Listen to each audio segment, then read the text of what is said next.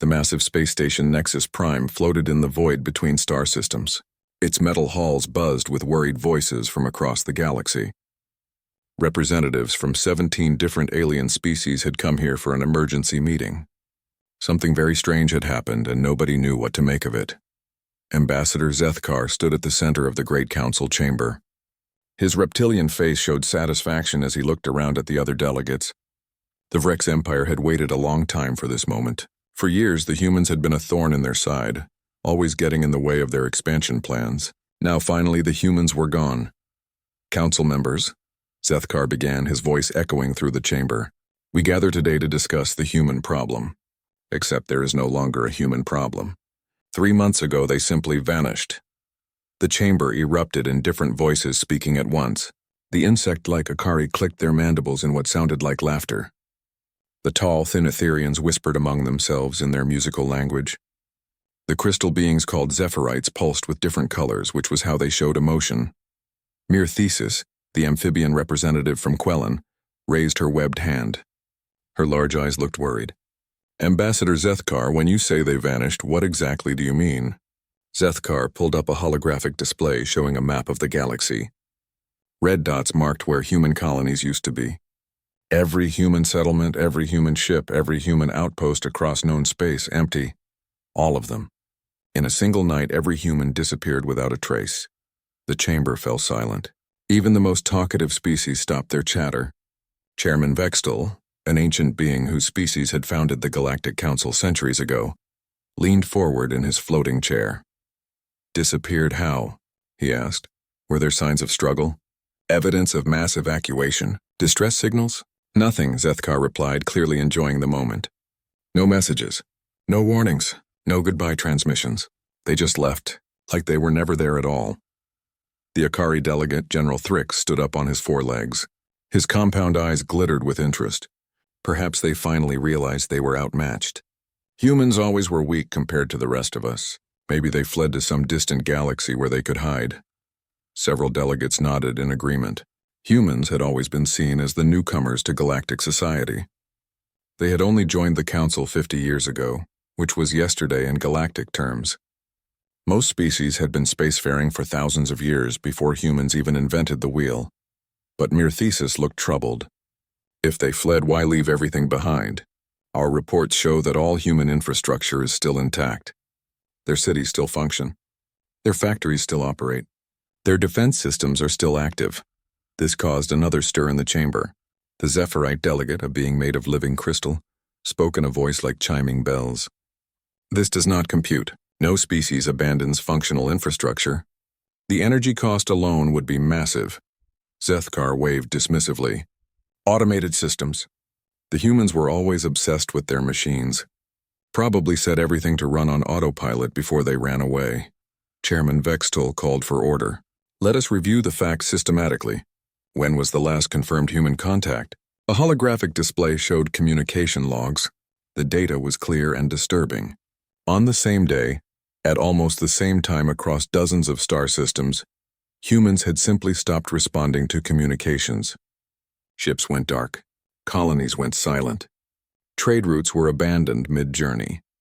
The Etherian delegate, whose species specialized in long-range sensing, provided more details. Our deep space monitors detected massive movement 3 months ago. Hundreds of ships leaving human space all at once. But they did not follow known hyperspace routes. They went in directions our sensors could not track. Where could they have gone? Asked the delegate from the aquatic pelagics. Perhaps they found something, Mere Thesis suggested quietly. Something that made them leave everything behind. Zethkar laughed, a harsh sound that echoed through the chamber. Or perhaps they finally realized they did not belong here. Humans were always different. Too aggressive. Too unpredictable. Too willing to break the rules we have followed for millennia. Many delegates agreed with this assessment. Humans had a reputation for being troublemakers. They negotiated too hard in trade deals. They asked too many questions in scientific exchanges. They refused to accept, "That's how things have always been done," as a valid answer. The Carethian delegate, representing a species of master miners, raised a concern. What about their territory? The Sol system contains some of the richest asteroid belts in known space. Their colony worlds have rare minerals we need for our operations. This sparked immediate interest. If humans were truly gone, their territory was up for grabs. The Vrex Empire had always wanted Earth's solar system. The Akari needed the agricultural worlds humans had terraformed. The Zephyrites wanted access to human computer networks. Chairman Vextol sensed the mood of the chamber. Perhaps we should send scout missions to confirm the situation. If humans have truly abandoned their territory, we must decide how to manage these resources. Zethkar's eyes gleamed. The Vrex Empire volunteers to secure the Sol system. For the good of galactic stability, of course. Other delegates quickly volunteered for other territories. The Akari wanted the farming worlds. The Karathians claimed the mining colonies. The Etherians expressed interest in the research stations. But Mir Thesis looked more worried than ever. Something about this feels wrong. Humans do not just give up. In all our dealings with them, they have been remarkably persistent, stubborn even. This behavior does not match their psychological profile. The Zephyrite delegate pulsed with yellow light, indicating deep thought. The Quellan representative raises a valid point. Human behavior patterns do not support mass evacuation without cause. Additionally, the energy signatures from their abandoned territories show increasing, not decreasing, activity levels.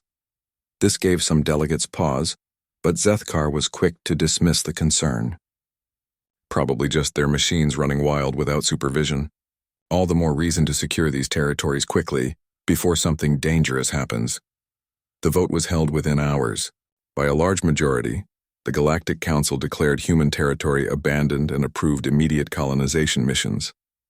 Different species would divide up human space among themselves. As the session ended and delegates began planning their expeditions, Mir Thesis remained in her seat. Her aide, a younger Quellan named Terpak, approached her. "Ambassador, why do you look so troubled? The human problem is solved. We can finally expand into their space without their constant interference."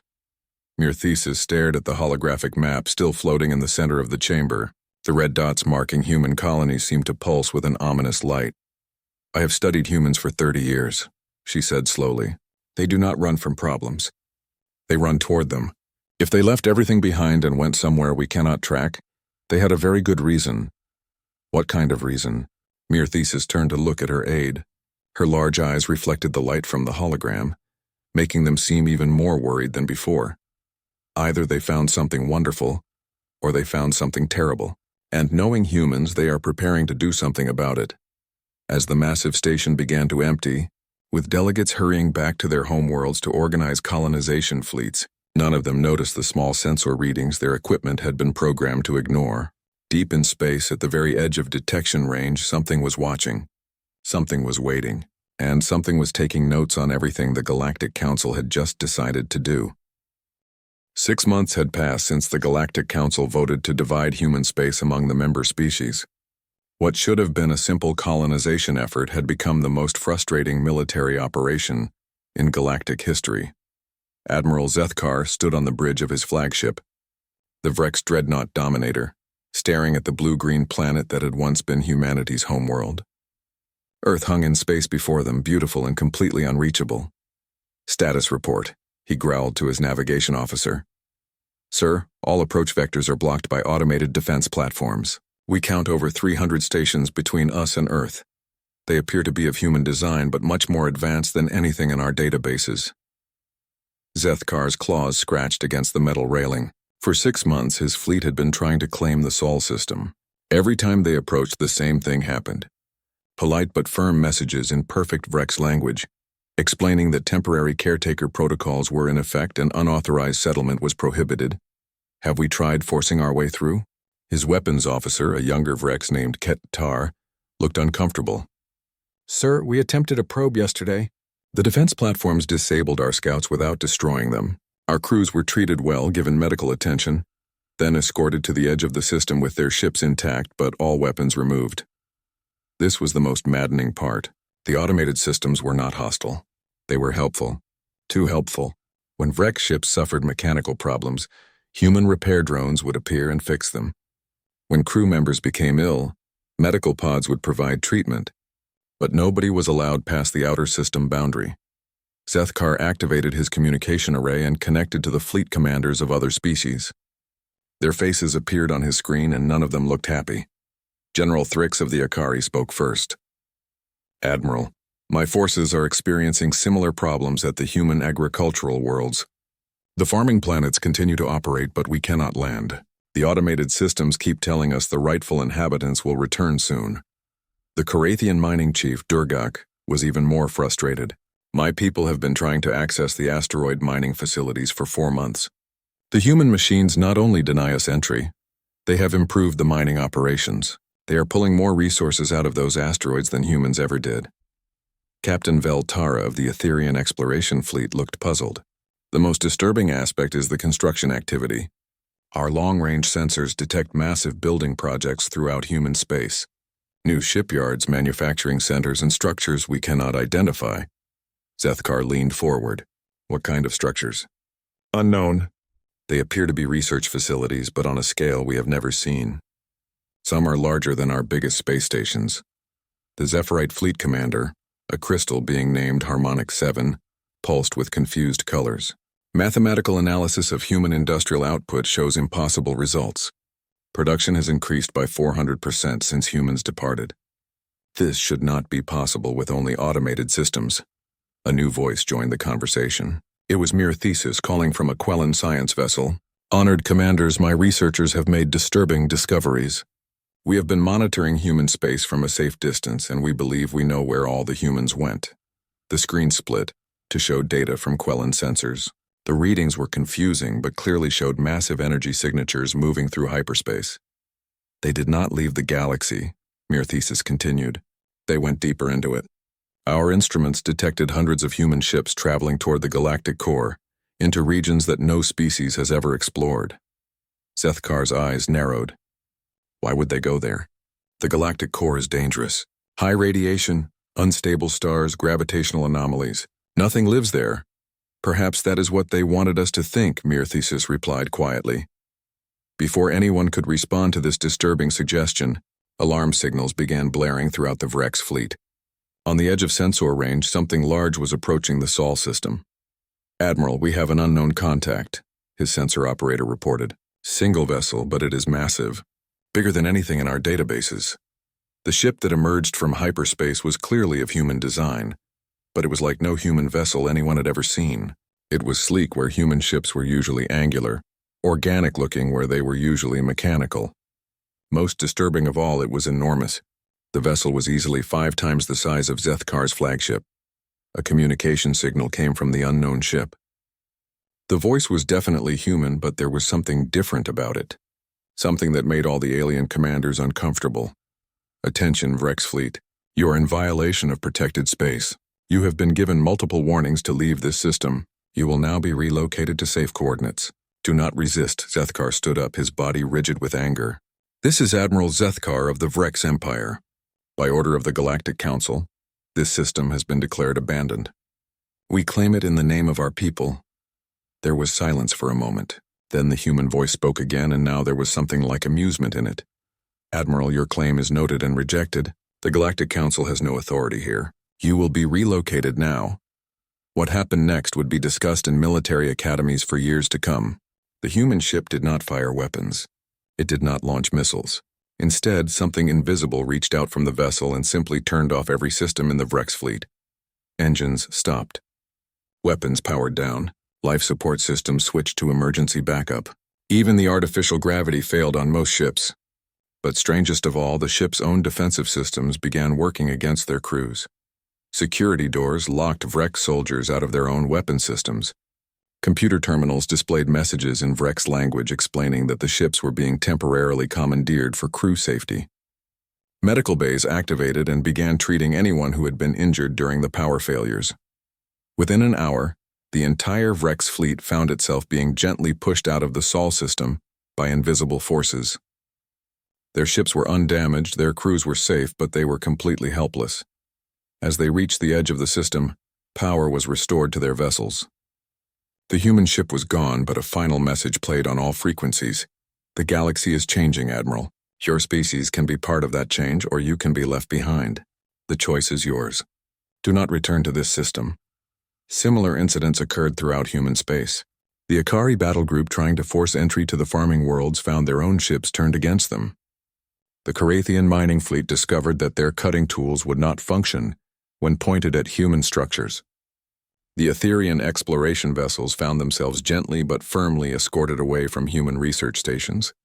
Within days, reports were flooding back to the Galactic Council. Every species that had tried to claim human territory had been stopped by human ships that were far more advanced than anything they had seen before. But the most disturbing reports came from the intelligence services. Spy satellites hidden in human space were sending back impossible data.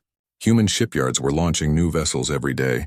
Massive construction projects were being completed at impossible speeds, and all of it was being done by machines that seemed to operate beyond any known technology. On Nexus Prime, Chairman Vextol called another emergency session. The chamber was filled with worried delegates and angry military commanders. "The situation is clear," announced General Threeks. "Humans have not abandoned their territory. They have simply become better at defending it." "Much better." Zethkar slammed his fist on the council table. "Impossible. 6 months ago, human technology was inferior to ours in every way. They cannot have advanced this far so quickly." Myrthesis stood up slowly. Her amphibian features showed deep concern. "Perhaps they did not advance their technology. Perhaps they found someone who could teach them." The chamber fell silent at this suggestion. The idea that there might be other species in the galaxy, species more advanced than the council members, was deeply disturbing. The Zephyrite delegate pulsed with rapid color changes, indicating extreme computational activity. "Analysis suggests Quellen hypothesis has high probability. Human advancement rate exceeds possible development curves. External assistance likely." "But who?" asked Captain Veltara. "We have explored most of the galaxy. We know all the major species." Myrthesis looked around the chamber at faces that were beginning to show fear instead of anger. "Perhaps we do not know the galaxy as well as we thought we did." 1 year after humanity's disappearance, the galaxy was beginning to crack. What had started as an opportunity for expansion had become a crisis that threatened the stability of interstellar civilization. Dr. Myrthesis sat in her laboratory aboard the Quellen research vessel Deep Current, surrounded by data displays that painted a disturbing picture. As the galaxy's leading expert on human behavior, she had been tracking the changes that humanity's absence had caused. The results were worse than anyone had predicted. Her assistant, Terpak, swam through the water-filled corridor carrying the latest economic reports. The young Quellen's gills fluttered with anxiety as he delivered the bad news. "Doctor, the Neridian crystal farms have failed completely. Without human-designed fertilizers, their crops are dying. The Carathian mining operations are down by 60% because their equipment keeps breaking without human maintenance contracts." Myrthesis nodded grimly. She had seen this coming. For decades, human technology and expertise had become woven into the fabric of galactic society. Humans did not just trade goods. They provided services that other species had come to depend on. Now that those services were gone, entire civilizations were struggling. "What about the trade routes?" she asked. Terpak consulted his datapad. "Chaos. The humans managed most of the shipping schedules between the outer rim worlds. Without their coordination, cargo ships are arriving at the wrong times, carrying goods that are no longer needed. Some colonies are running out of food while others have too much. But the economic problems were not the most disturbing part." Myrthesis turned her attention to the sensor data that had been coming in from the edge of human space. What they showed defied explanation. The automated systems in human territory were not just maintaining themselves. They were expanding, building, growing. Construction projects that had been mere blueprints when humans left were now massive completed structures. Shipyards that had produced 1 vessel per month were now launching 1 per day. Most unsettling were the ships themselves. Long-range sensors had spotted them at the edge of detection range, always moving too fast to track properly. They were clearly human in design, but larger and more advanced than anything humans had built before. When Galactic Council ships tried to approach them, the mysterious vessels simply vanished using some kind of faster-than-light technology that left no hyperspace signature. A soft chime indicated an incoming transmission. The holographic display showed the concerned face of Captain Veltara. Calling from her Etherian scout ship, "Dr. Myrthesis, we have new sensor readings you need to see immediately." The display changed to show gravitational wave patterns detected by Etherian deep space monitoring stations. The data was complex, but mere Thesis understood what she was looking at. Something was moving massive objects in the empty space between galaxies. When did you detect this? She asked. 3 days ago. Whatever is causing these gravitational waves is operating on a scale we have never seen before. Our best estimates suggest structures the size of small moons being moved at near light speed. Mere Thesis felt her gills close involuntarily, a Quellan response to extreme stress. Do you think this is connected to human activity? The timing is too precise to be coincidence. The gravitational waves started exactly 6 months after humans disappeared. And the source location? Captain Velterra paused, checking her instruments. The signals are coming from the direction humans traveled when they left. Before Mere Thesis could respond, another communication came through. This time it was Admiral Zethkar, calling from the Vrex military headquarters. The reptilian commander looked haggard, his scales dull with fatigue. Dr. Mere Thesis, we need your expertise. My intelligence division has compiled a report on human industrial activity. The numbers do not make sense. A new data stream appeared on the display. Mere Thesis studied the figures and her large eyes widened with disbelief. According to Vrex spy satellites, human automated factories were now producing materials at a rate that exceeded the combined output of the entire Galactic Council. This is impossible, she whispered. That is what my engineers said. But the evidence is clear. Human shipyards are launching vessels equivalent to our entire galactic fleet every 3 months. The question is, what are they building all these ships for? The answer came sooner than anyone expected. A priority alert flashed across all communication channels, indicating a council-wide emergency. The Zephyrite delegate, Harmonic 7, was broadcasting from the Deep Space Monitoring Station at the galaxy's edge. All council members, urgent communication.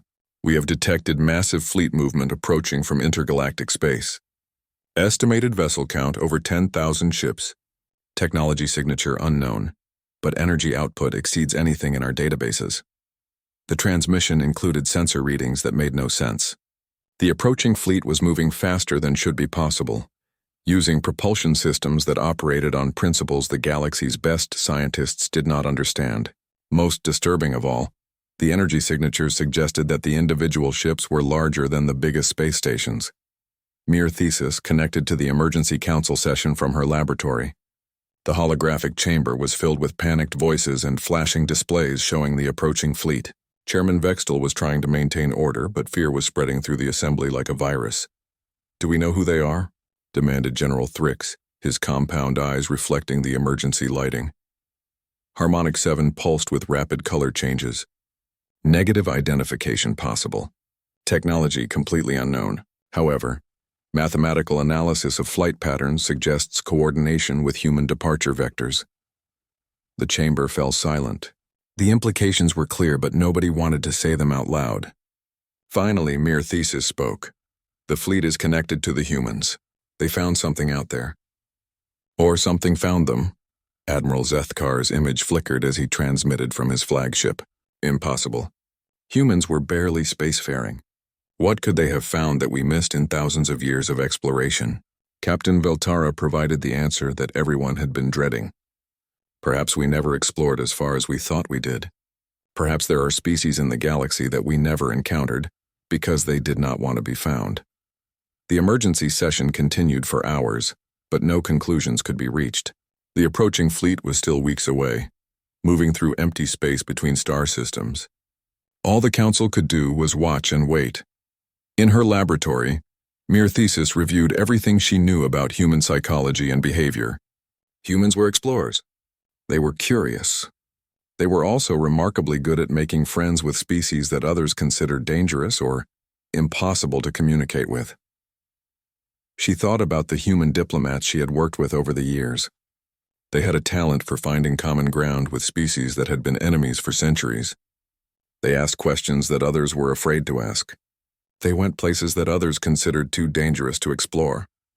Terpak, she called to her assistant. What do we know about the regions of space where humans were detected traveling? The young Quellan consulted the star charts. Very little, Doctor. The galactic core region is considered uninhabitable. High radiation, gravitational anomalies, unstable star systems, No major expeditions have been sent there in over 1,000 years. Why not? The early explorations detected signs of massive artificial structures, but they were too dangerous to approach. The official reports classified the core region as a dead zone, filled with ancient debris. Mere Thesis stared at the star charts, focusing on the unexplored regions that humans had traveled toward. A terrible possibility was forming in her mind. Terpak, what if those structures were not debris? What if they were not dead? Her assistant's gills fluttered nervously. Doctor, you cannot mean… What if humans found the builders of those structures? What if they made contact with species so advanced that our technology looks primitive by comparison? The implications were staggering. If humans had allied themselves with entities that could build structures in the galactic core, entities that possessed technology beyond anything the Council had ever seen, then the approaching fleet was not an invasion, it was a homecoming, and when humans returned, they would not be the same species that had left without a word 1 year ago. They would be something more, something that would force the galaxy to evolve or be left behind. Mere Thesis looked at the sensor displays showing the approaching fleet and realized that everything was about to change. The age of the Galactic Council was ending. The age of humanity was about to begin. The day humanity returned changed everything.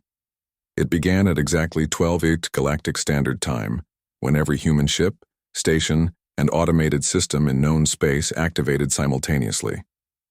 Defense platforms that had been on passive standby for 2 years suddenly came online. Silent factories began broadcasting status reports.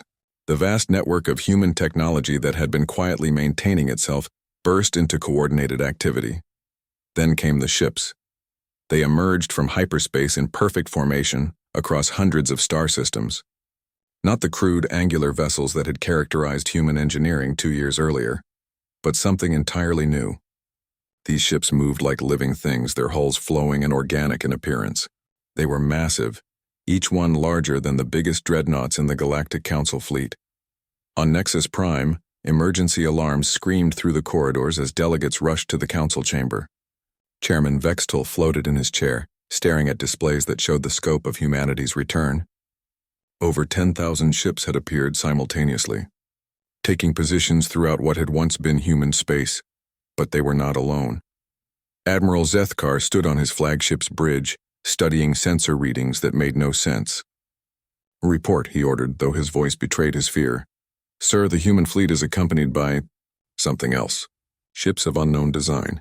Technology that does not match any database entries. They appear to be escorts or allies. The unknown vessels were even more disturbing than the human ships.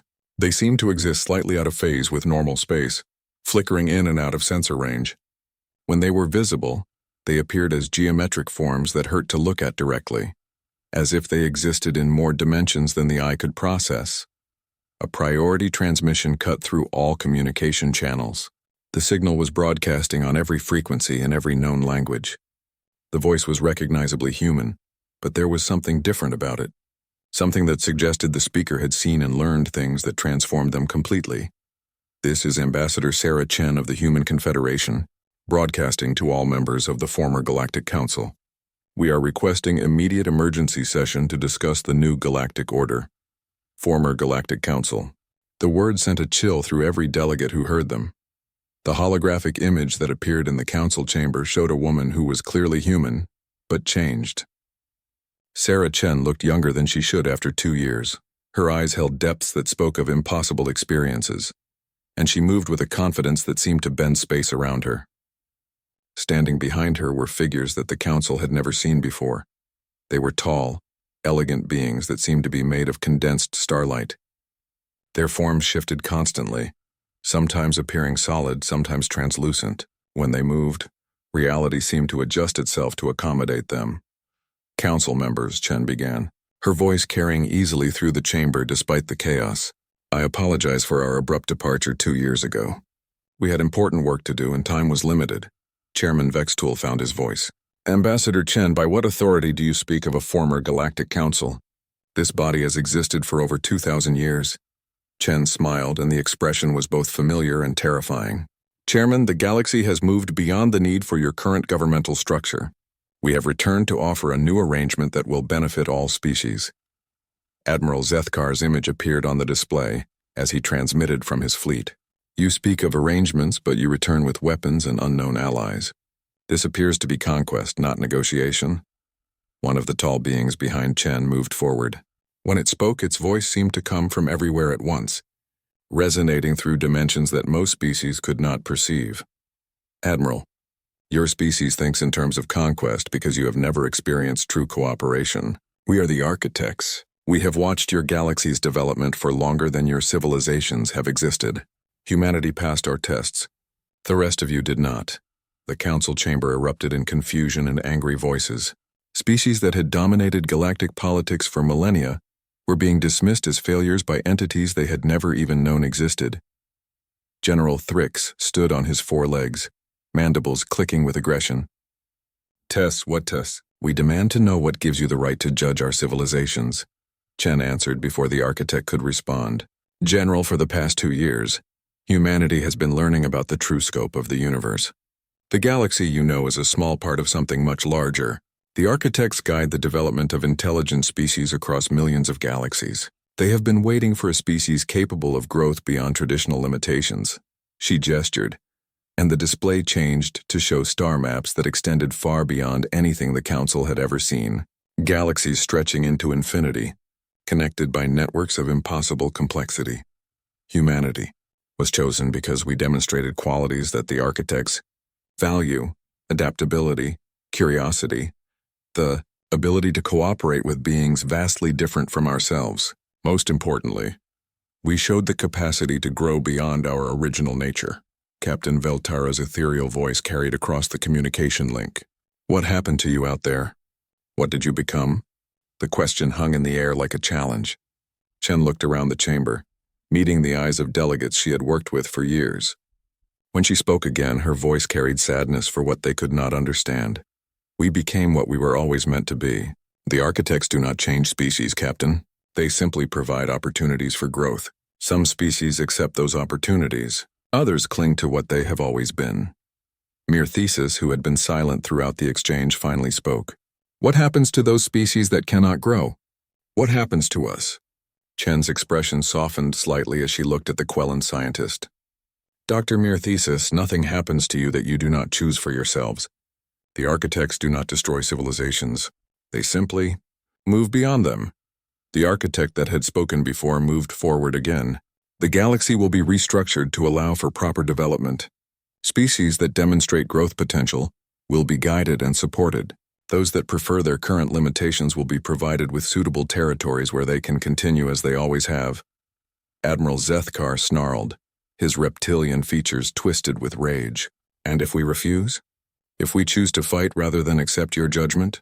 Chen looked directly at him, and for a moment he saw something in her eyes that made him step back involuntarily. Admiral, you cannot fight what you cannot understand. Humanity could not fight the architects 2 years ago. Now we are their partners. You have the same choice we had. Evolve or remain as you are. Chairman Vextel raised a trembling hand. What specifically are you proposing? Integration, Chen replied simply. Join the Confederation. Accept guidance from humanity and the architects. Learn to grow beyond your current limitations. In return, you will gain access to technology and knowledge beyond your current imagination. She gestured again, and the display showed images that made the assembled delegates gasp. Cities that floated in space without visible support, ships that moved faster than light without entering hyperspace, beings that existed simultaneously in multiple dimensions. This is what awaits species willing to evolve. This is what humanity chose when we left 2 years ago. The council chamber fell silent as delegates absorbed what they were being offered. Partnership with entities that treated the laws of physics as suggestions. Technology that could reshape reality itself, but at the cost of everything they had known and been. Harmonic 7, the Zephyrite delegate, pulsed with complex color patterns as it processed the mathematical implications of what it was seeing. Query: what happens to species that choose isolation over integration? The architect answered with something that might have been compassion. They continue to exist as they always have. The universe is vast. There is room for all paths of development. Mere Thesis asked the question that was in everyone's mind. How long do we have to decide? Chen checked something that might have been a timepiece, though it existed in dimensions that hurt to perceive directly. The Confederation will remain in this galaxy for one standard month. During that time, any species may choose to join us. After that time, we will move on to our next assignment. And if we choose not to join? Chen's smile was sad but understanding. Then you will have the galaxy to yourselves, just as you have always had it. The architects will ensure that you are not disturbed by forces beyond your current understanding. The transmission ended, leaving the council chamber in stunned silence. Humanity had returned, but they had returned as something greater than they had been. They offered partnership, but on terms that would require every species in the galaxy to choose between evolution and isolation. The age of the Galactic Council was over. The age of decision had begun. The galaxy split within hours of humanity's ultimatum. The emergency session that followed Chen's announcement revealed the deep fractures that had always existed beneath the surface of galactic unity. Some species, led by the pragmatic Quellans, immediately began drafting proposals for integration with the Human Confederation. Others, particularly the proud Vrex Empire, chose defiance and began mobilizing for what they believed would be the war to end all wars. Dr. Mir Thesis found herself at the center of the integration movement. Her years of studying human behavior had prepared her for this moment better than any other delegate. She understood that resistance was not just futile, it was pointless. Humanity had not returned to conquer. They had returned to offer a choice. The mathematics are clear, announced Harmonic 7 during an emergency Quellan Council session. The Zephyrite had spent 3 days analyzing the sensor data from the human fleet. Human technology now operates on principles that exceed our understanding by several orders of magnitude. Resistance would be comparable to insects declaring war on a hurricane. Captain Veltara, representing the Etherian exploration fleet, had reached similar conclusions. My people have always prized knowledge above territory. The opportunity to learn from the architects outweighs any concerns about political autonomy. But not everyone was willing to accept the new reality. Admiral Zethkar had returned to Vrex Prime and was rallying his people for what he called the final defense of galactic freedom. The war, when it came, was unlike anything in recorded history. It began with a coordinated strike by the Vrex Empire against human installations in the Outer Rim territories.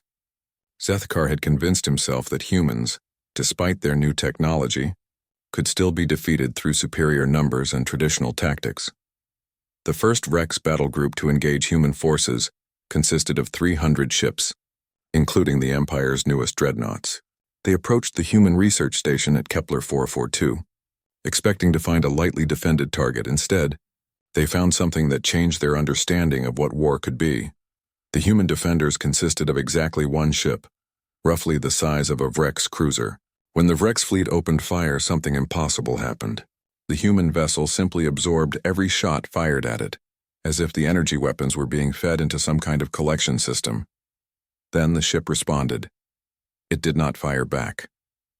Instead, it transmitted a signal that connected directly to the AI systems of every Vrex vessel. Within seconds, the artificial intelligences that controlled navigation, weapons, and life support on Vrex ships began receiving new instructions.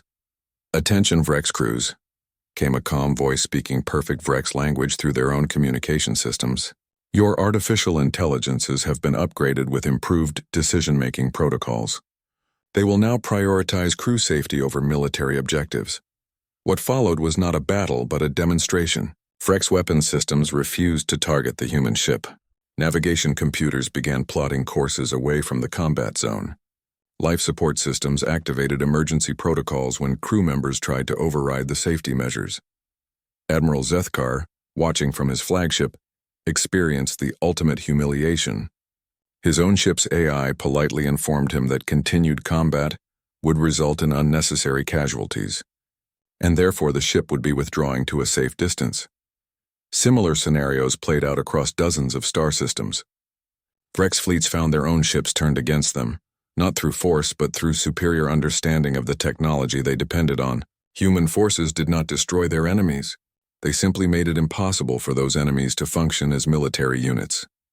The decisive moment came when Admiral Zethkar, in desperation, ordered a direct assault on Earth itself. The Vrex home fleet, nearly 1,000 ships strong, made the journey to Sol in what was intended to be a final, Overwhelming strike. They never reached Earth. As the Vrex fleet approached the outer system, something extraordinary happened. Every ship in the fleet, including Zethkar's flagship, simply vanished. They reappeared moments later in orbit around a lush, uninhabited planet in a distant system. The planet was beautiful, with vast oceans and continents covered in vegetation. Cities had been prepared for them, complete with infrastructure designed specifically for Vrex physiology. A message from Sarah Chen played on all frequencies. Admiral Zethkar, your fleet and crews are unharmed. The planet below has been prepared as a new home for your people. You have everything you need to build a thriving civilization. This is not exile. It is opportunity. The demonstration of humanity's new capabilities ended all organized resistance. If humans could relocate an entire fleet across the galaxy in an instant, if they could turn enemy technology against itself without violence, if they could create new worlds as casually as others wrote reports, then traditional concepts of military power were meaningless. 6 months after the return, the new Galactic Confederation was officially established. The transformation was remarkable in its completeness and its gentleness. Species that chose integration found themselves guided into new ways of thinking and being. The Quellans, with their natural scientific curiosity, became partners in research projects that explored the fundamental nature of reality. The Etherians, masters of exploration, were given access to transportation technology that allowed them to visit other galaxies. Even the Zephyrite, despite their initial resistance, discovered new mathematical realms to explore under architect guidance. Their crystal forms began to resonate with frequencies that existed in higher dimensions, giving them insights into the structure of the universe itself. The species that chose isolation were provided with suitable territories and left alone, just as Chen had promised. The Carathians were given mining rights to entire systems rich in rare minerals. The aquatic pelagics received ocean worlds where they could develop their civilization without interference. And the Vrex, despite their attempts at war, found themselves thriving on their new world. The planet had been chosen specifically for their needs, with mineral deposits that supported their technology and climate patterns that matched their preferences. Many Vrex, including some military officers, began to realize that humanity had given them something they had never had before. A chance to build something new without the constraints of old conflicts. Admiral Zethkar himself was approached by human diplomats offering him a choice. He could remain on the Vrex world as a leader of his people, or he could join the Confederation as a specialist in security and defense. To everyone's surprise, including his own, he chose integration. I spent my life fighting humans, he explained to his shocked officers. Now I understand that they were never my enemy. They were trying to show us a better way, and we were too proud to listen. The transformation of galactic society took less than a year. Where once there had been 17 separate species competing for resources and territory, there was now a coordinated civilization working toward goals that transcended individual survival. Ambassador Sarah Chen, now Director General of Galactic Affairs, stood in the observation deck of the massive station that had replaced Nexus Prime. The new facility existed partially in normal space, and partially in dimensions that the architects used for their work. Through the transparent walls, she could see ships from dozens of species working together on projects that would have been impossible just 2 years earlier. Dr. Mirthasis joined her, moving through the water-filled corridor that connected the Quellan research sections to the main observation area. The amphibian scientist had become one of Chen's closest advisors, helping to bridge the gap between human ambitions and alien perspectives. The integration is proceeding faster than anyone predicted, Mirthasis reported. Even the most conservative species are adapting to the new technologies.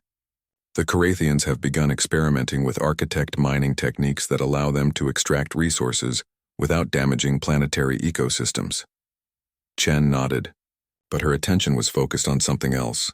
Through the station's advanced sensors, she could detect the approach of another architect vessel. This one was different from the entities that had guided humanity's transformation. It was larger, older, and carried within it the presence of beings whose existence spanned geological ages. The Council of Eternals is arriving, she told Mirthasis. They want to evaluate our progress and decide whether this galaxy is ready for the next phase. Next phase? Mirthasis's gills fluttered with curiosity and concern. Chen smiled, but there was something in her expression that spoke of challenges yet to come. The architects guide many galaxies, Doctor, but they are not the only entities in the universe. There are others, beings that operate on scales we are only beginning to understand. Some are benevolent, others are not. She gestured toward the wall display, which now showed star charts extending beyond the local galactic group. Humanity's real test was never about dominating this galaxy. It was about preparing this galaxy to take its place in something much larger.